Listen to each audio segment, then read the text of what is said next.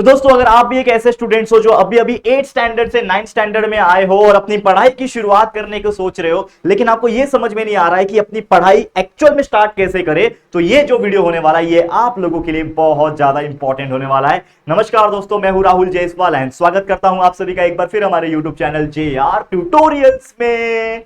तो सबसे पहले आज एक बहुत ही जबरदस्त वीडियो लाया हूं हमारे 9 स्टैंडर्ड के बच्चों के लिए जो 8 से लेकर 9th में अभी इस साल आए हैं और 2025-26 उनका एकेडमिक ईयर होने वाला है।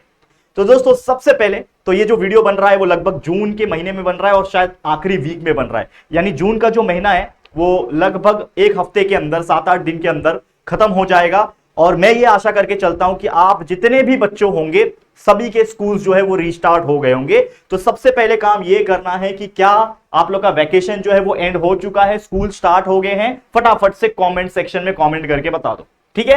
अब आ जाते हैं मुद्दे पे। तो सबसे इंपॉर्टेंट चीज, जो भी 9 स्टैंडर्ड के बच्चे होते हैं, मैं आपको बताना चाहता हूं एक बहुत ही इंपॉर्टेंट बात, इसको एकदम दिमाग में डाल लेना कि जो 9 स्टैंडर्ड होता है वो आपका बहुत इंपॉर्टेंट स्टैंडर्ड होता है सारे स्टैंडर्ड में से। क्यों? 10th स्टैंडर्ड अपनी जगह है, 12वीं अपनी जगह है, आगे आप ग्रेजुएशन कर रहे हो वो अपनी जगह, लेकिन 9th स्टैंडर्ड बहुत जरूरी है। क्यों जरूरी है बताता हूं, ध्यान से सुनो।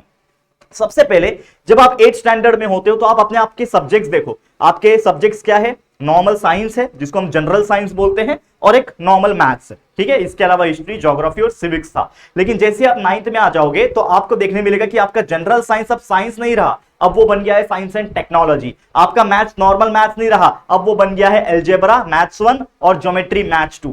आपका हिस्ट्री ज्योग्राफी अपग्रेड हो गया। आपका सिविक्स अभी सिविक्स नहीं रहा, अब वो बन गया है पॉलिटिकल साइंस। आपके लैंग्वेजेस में भी बहुत ज्यादा लेवल का इंक्रीज आपको देखने मिल जाएगा। तो इससे ये पता चलता है कि 9th कितना जरूरी है। और ये मैं आपको अगेन बताना चाहता हूं कि 9th आपके करियर का एक फाउंडेशन सेट करता है, क्योंकि अगर 9th में अगर आपने अच्छा परफॉर्म किया, सारा कंसेप्ट क्लियर करके रखा, तो 10th स्टैंडर्ड आपको फिर इजी लगेगा। 10th स्टैंडर्ड में फिर अच्छा स्कोर किया तो आपको 11th स्टैंडर्ड में एडमिशन जो मर्जी कॉलेज में आपको चाहिए, जो स्ट्रीम में चाहिए, साइंस में, कॉमर्स में, वो आपको मिल सकेगा, जिसके हेल्प से आप अपना करियर बना सकोगे, ठीक है। तो वहां तक पहुंचने के लिए अपने 9th स्टैंडर्ड को मजबूत बनाना बहुत जरूरी है। बहुत सारे ऐसे बच्चे हैं जो 9th को अंडर एस्टिमेट करते हैं और सोचते हैं कि चलो ठीक है ना, कर लेंगे, 9th स्टैंडर्ड में क्या ही दिक्कत है, और वो पहुंच जाते हैं, फिर कैसे भी करके धक्का मार के पास कर दिया जाता है, 10th स्टैंडर्ड में पहुंच जाते हैं। और जब वो 10th स्टैंडर्ड का सिलेबस खोलते हैं, जब उनको पढ़ना होता है, बोर्ड एग्जाम्स देना होता है, तो उनको कुछ पल्ले नहीं पड़ता, कुछ समझ में नहीं आता, क्योंकि यार सारा कंसेप्ट, जो सारा फाउंडेशन, जो सारा बेस था, वो तो 9th स्टैंडर्ड में था। तो आपने तो 9th स्टैंडर्ड में पढ़ाई की नहीं अच्छे से, डायरेक्ट 10th में पास आउट होकर चले गए कैसे भी करके। लेकिन ये गलती आप नहीं करनी है।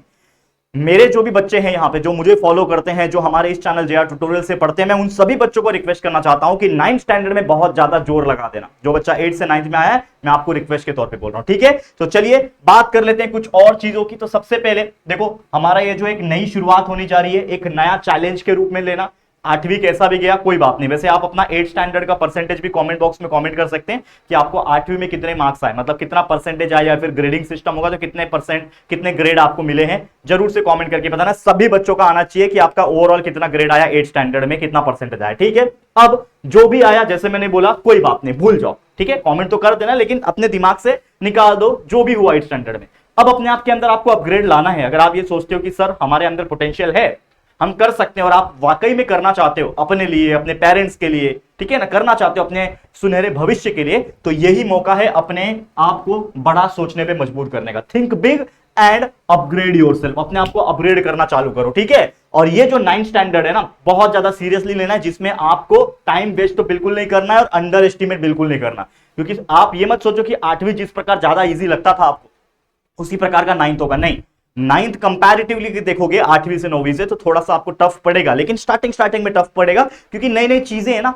आप पहला चैप्टर न्यूटन्स का पढ़ो, that is the law of motion. पहले समझो क्या है भाई, आपको कुछ नहीं करना, आप सीधा आ जाओ यूट्यूब पे, हमने सारा जुगाड़ आपके लिए कर रखा है, सारा सिलेबस पढ़ा रखा है, तो आपको तो कोई टेंशन लेने की जरूरत नहीं है। सीधा यूट्यूब पे सर्च करोगे 9th साइंस जो भी है, चैप्टर 1 क्या है, लॉ ऑफ मोशन, नाम लिखो और बाय JR ट्यूटोरियल लिखो, आपको हमारे लेक्चर वीडियोस मिलेंगे। मैथ्स 1 पढ़ना है, maths 1 chapter 9th maths 1 chapter 1 by JR tutorial. Maths 2 पढ़ना है, 9th maths 2 chapter 1 by JR tutorial. ऐसे चैप्टर नंबर 1, चैप्टर नंबर 2, 3 करते करते जो भी उसके लेक्चर्स होंगे वो आप देखते जाओ। आपका सारा कंसेप्ट और सारा डर निकल जाएगा। 1 महीने का समय लगेगा, लेकिन आप एकदम फ्लो में आ जाओगे और एकदम रफ्तार पकड़ लोगे, ये मेरी गारंटी है। लेकिन करके देखना, ठीक है। तो सबसे पहले आपके ऊपर कोई प्रेशर नहीं है, क्योंकि आपको अभी इस साल बोर्ड एग्जाम देना नहीं है। लेकिन मैंने बोला कि प्रेशर नहीं लेने का मतलब ये भी होता है कि हम पूरा अंडर एस्टिमेट कर दे, तो अंडर एस्टिमेट भी नहीं करना है और ज्यादा स्ट्रेस भी फील नहीं करना है, ठीक है। तो सबसे पहले अंडरस्टैंड करना स्टार्ट करो कि आपका सिलेबस में है क्या। पहले टेक्स्ट बुक खोलो, चैप्टर्स देखो कि चैप्टर्स के नाम क्या है, कौन कौन से चैप्टर्स के अंदर क्या क्या चीजें दी हुई है। टेक्स्ट बुक को पलट पलट के देखो, पेजेस को पलटो।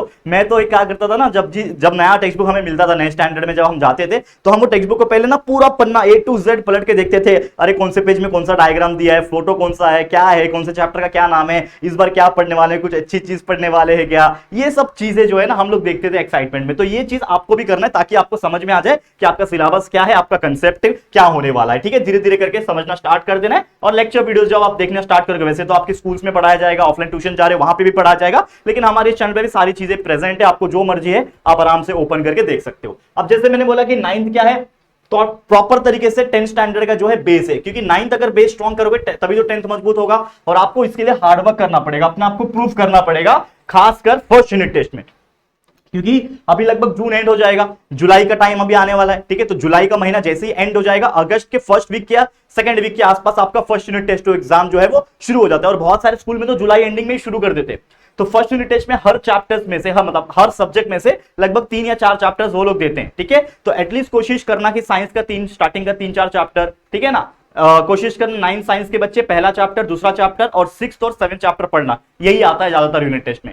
फिर मैथ्स 1 में आपके स्टार्टिंग के 2 चैप्टर और मैथ्स 2 के स्टार्टिंग के 2 चैप्टर, इतना कर लो। बाकी हिस्ट्री के 3-3 चैप्टर, हिस्ट्री ज्योग्राफी के 3-3 चैप्टर, पॉलिटिकल साइंस के 1 या 2 चैप्टर कर लेना। तो धीरे धीरे करके 1-1.5 महीने में ये पहले खत्म करना। फर्स्ट यूनिट टेस्ट में कोशिश करना कि एटलीस्ट 90% लेकर आ जाओ। देखो सब बच्चे नहीं ला सकते मुझे पता है, लेकिन ट्राई करने में क्या जाता।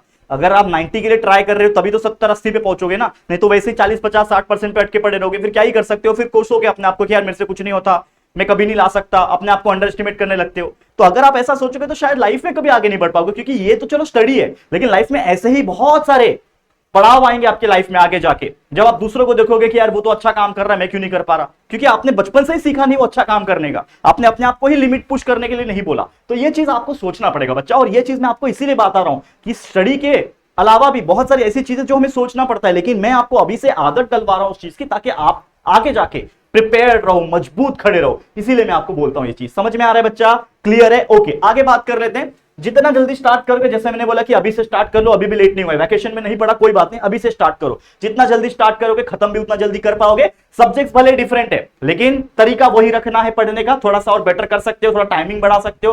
Proper time management video already upload हो चुका है, ऑलरेडी मैंने बनाया हुआ है। Strategy and time management video uploaded है, तो जाके चेकआउट कर लेना। बेहतरीन तरीके से बनाया हुआ है, लगभग 3-4 दिन पहले ही अपलोड हुआ था आई गेस, तो वो भी चेकआउट कर लेना। और भी बहुत सारी चीजें आप लोग को मिलेगी। और सबसे पहले तो मैं आपसे एक और चीज पूछना चाहता हूं, क्या आप लोग को हमारे साथ पेड बैच से पढ़ना है, यानी प्रीमियम बैच, जिसका कुछ फी होता है, जो हम हमारे JR ट्यूटोरियल्स के एप्लीकेशन के ऊपर सोच रहे करने का। तो अगर आप कमेंट करेंगे कि yes sir we want paid batch, paid batch का मतलब समझ लो कि वो एक ऐसा बैच रहेगा जिसका कुछ प्राइस रहेगा, बहुत कम रहेगा, आप सोच भी नहीं सकते इतना कम रहेगा, बहुत कम रहेगा, लेकिन वो रिकॉर्डेड कोर्स रहेगा। जैसे YouTube पे आप रिकॉर्डेड पढ़ते हो, लेकिन वहां पे जो रिकॉर्डेड रहेगा वो और बेटर क्वालिटीज के साथ रहेगा। वहां पे आपको शायद हैंड रिटन नोट्स भी मिले, शायद मतलब मिलेगा ही, हैंड रिटन नोट्स मिलेंगे, कुछ टेस्ट पेपर्स मिलेंगे आपको प्रैक्टिस करने के लिए, और भी बहुत सारी चीजें वहां पे मिलेगी। इसका फायदा होता है। तो अगर आपको चाहिए, अभी तक हमने कुछ भी प्लान नहीं किया, लेकिन अगर आपको चाहिए तो कमेंट करना। ज्यादा कमेंट्स दिखेंगे तो मैं मेहनत करूंगा और आपके लिए कोर्स बना दूंगा, और आने वाले 5-8 दिन के अंदर, 1 हफ्ते के अंदर मैं उसको लॉन्च भी कर दूंगा। तो कमेंट करना फटाफट से,